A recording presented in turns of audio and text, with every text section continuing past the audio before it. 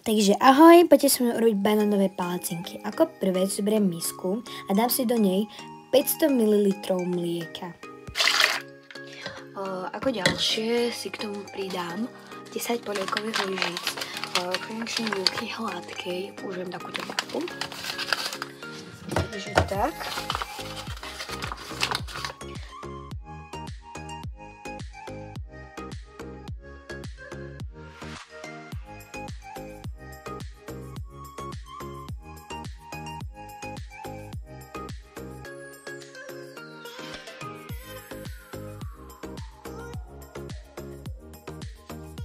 Takže mohli ste si všimnúť, že ja dávam také kopcovitejšie.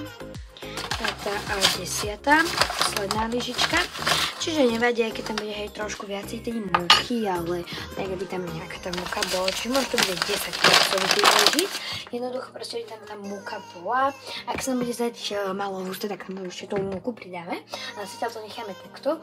No a k tomu si teraz pridáme 2 kusy vajíčka. Vajíčko a ja si ho najskôr rozbijem do druhej misky, aby ak náhodou sa je trošku upínalo.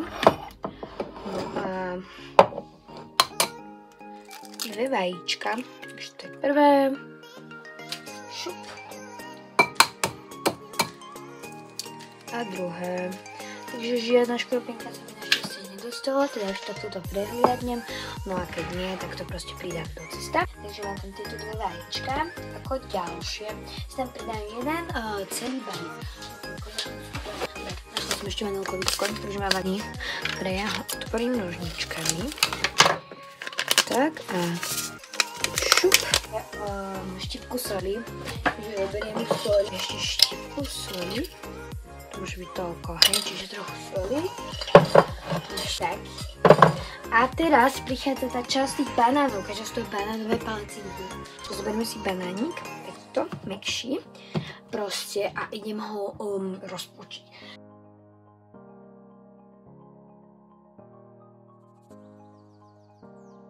Tak toho tu dám proste. Chápeme sa? No a teraz zoberiem videjčko, čo je podľa mňa najlepší nástroj a tak toho začnem počiť.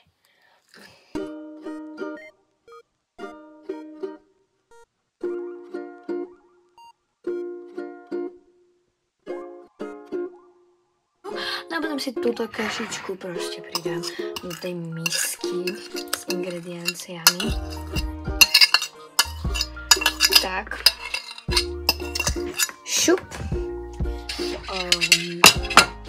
Idem to pomiešať. Idem k tomu takúto špeciálnu metličku oranžovú.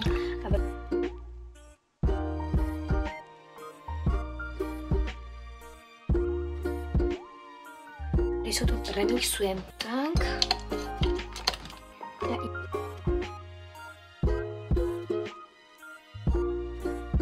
Je byť dosť riedke, takže pridám ešte trošku múky.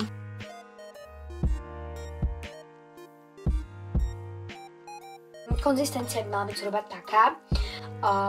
Tak, teraz dáme cesto postať na približne 20 minút do chladničky. Medzi tým, ako je to proste, ako to tuhnem, to cesto, ako odpočíva, tak si pripravíme pánvicu. K tomu si pripravím olej. Ja dám takomto štamprelíku, ale ono je to úplne klasický olej. Takže trošku polejem tú pánvicu. Nie úplne veľmi. Tak a úplne potom ten olej tak rozlejem po celej tej pánvici. Nech je to všetko. To nechala trošku kratšie ako 20 minút, možno sa vám zdá, že sú tam také akoby čierne bodky. To je ten banán, hej, to je v pohode. Ja to budem piecť približne na 6 až 7. Takže dám jednu. Dneska si prišiel pomocník, aby mi pomohol upiecť si to palacinky, pretože to je moja slabá stránka a nie ich veľmi piec a takto už mi pomohol obrátiť prvú a tá je podľa mňa veľmi pekná, takže takto nejako do zlatista by sa mala piecť. No a čakáme, kedy budeme môcť dať preč. Takže vlastne každý to môže natierať podľa vlastnej chuti, ale ja to takto natriem proste džemom. Potom na to dám ešte banániky, aby to bolo aj ovocné a fajné. No a nakoniec už som dala šľahačku a posypala gránkom. Môžeme papať, mňam.